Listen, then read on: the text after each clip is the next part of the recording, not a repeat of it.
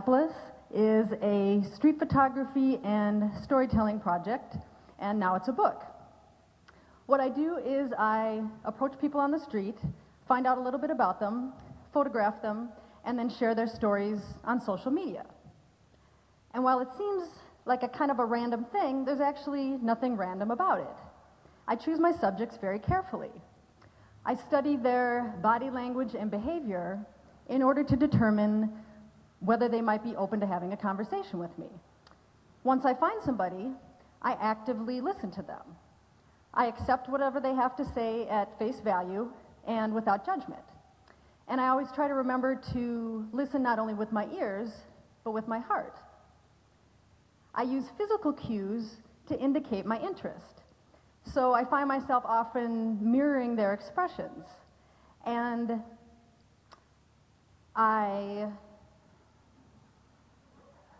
something else.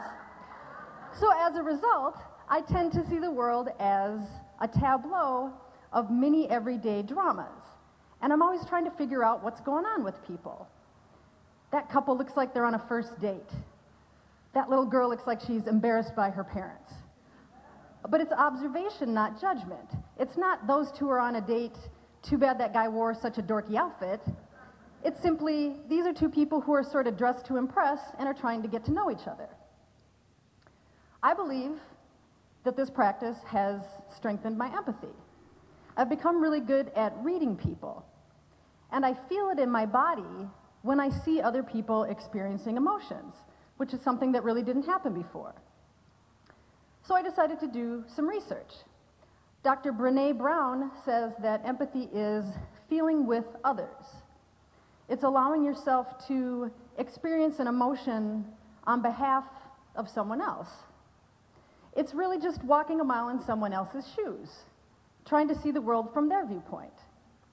Wikipedia says that empathy is seeing with the eyes of another, hearing with the ears of another, and feeling with the heart of another.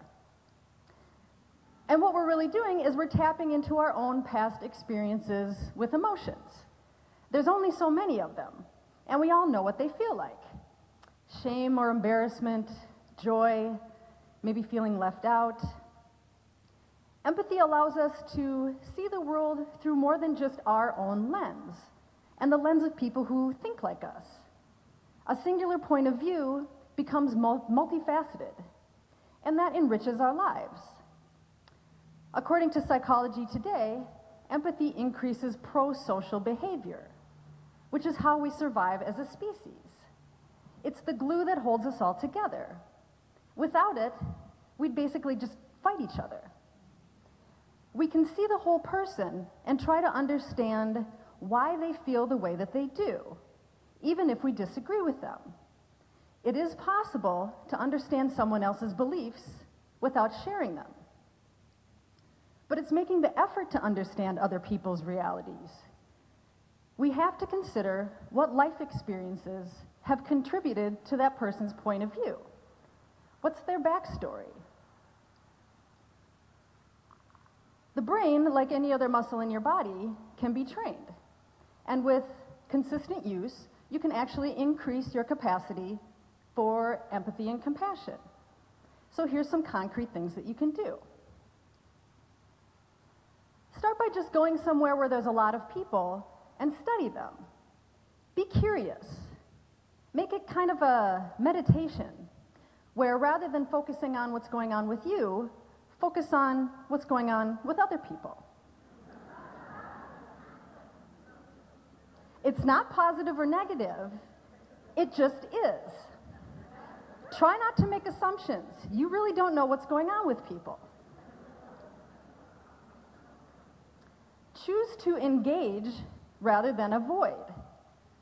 Now, I know this goes against Minnesota culture, but interact with the people around you rather than closing yourself off. Smile, make eye contact, and when someone's talking to you, really listen to them. Give them the gift of your presence. Resist the urge to insert yourself into their narrative and instead just make it all about them. So I want to conclude by offering a challenge to all of you. Try practicing mindful empathy and see what kinds of positive ripples you can make in our community. Thank you.